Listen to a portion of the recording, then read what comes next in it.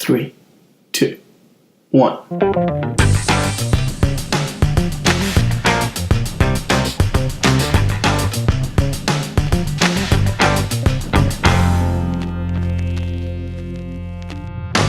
Hey guys, welcome back to DP Podcast. Today we have some more amazing new things to talk about. Some juicy internet drama, the new iPhone releases, and something never done before on this podcast, a review. So let's jump right in.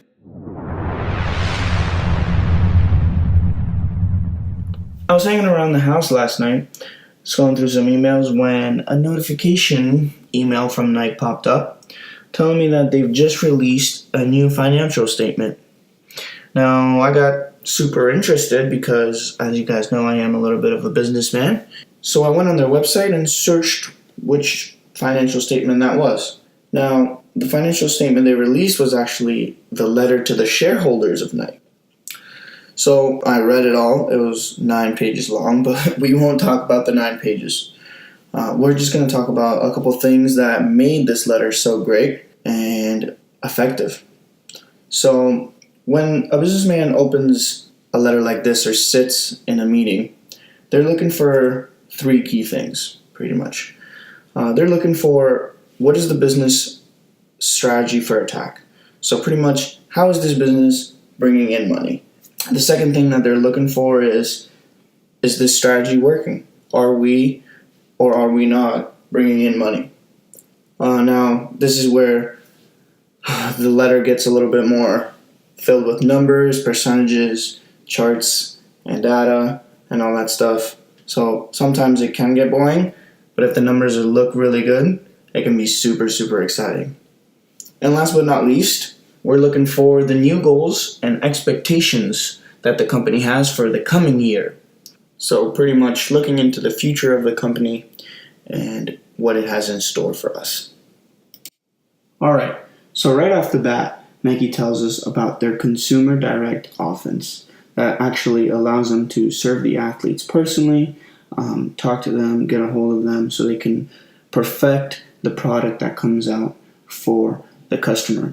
It also brings to life their triple-double strategy, which places deeper focus on 3 core areas that they love to invest in, which is innovation, direct, and speed. Now, they say how this is going to ignite the next phase of their growth and profitability.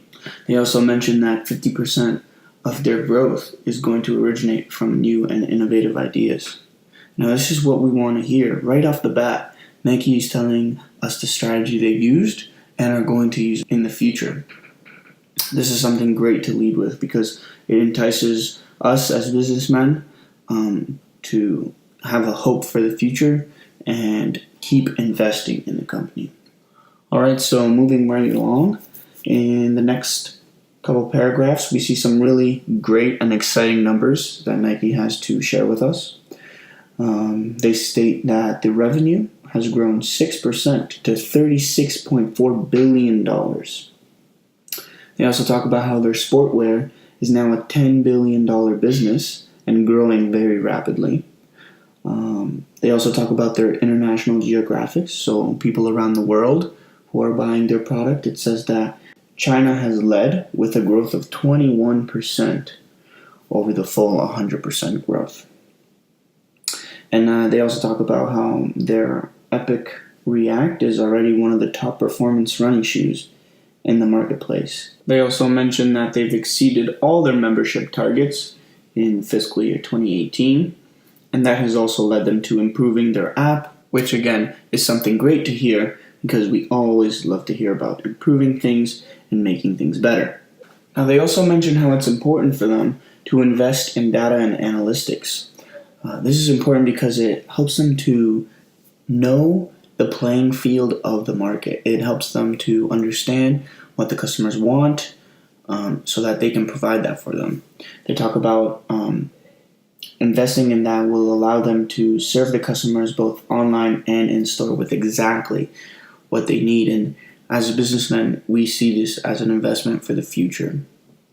Like I said earlier, customers are the money bringers. They're the money machines, and we want to know how a company is going to deal with their customers, help their customers. We want to know that a company is taking care of their customers, because at the end of the day, it's the customers who bring in the money. Now, everything that I talked about is a great argument to why Nike had an amazing fiscal year. They pretty much talked about everything that I said at the beginning. Their strategy, the way to attack the market, the way to deal with their customers, and how they've been dealing with their customers and how they're going to in the future. They talked about how much their company grew over this fiscal year. $36 billion is a huge number. The only little thing that I could find in this article that Nike didn't really mention is their goals and kind of plans that they have for the future. Now, it's not really a big deal, because maybe they're going to either say that in other meetings or in other letters. But that is one thing that I would have liked to see a little bit more, a couple more plans for the future. But other than that, great points, strong arguments that really do show us that Nike had an amazing fiscal year.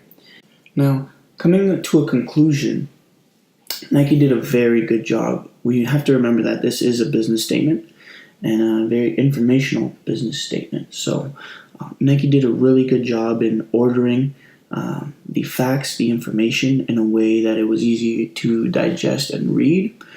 You really did not get bored reading those 9 pages. Like I said, the first part was talking about their strategy. In the middle section was a lot of numbers, percentages, like I said, charts and graphs for you to actually see what the numbers mean.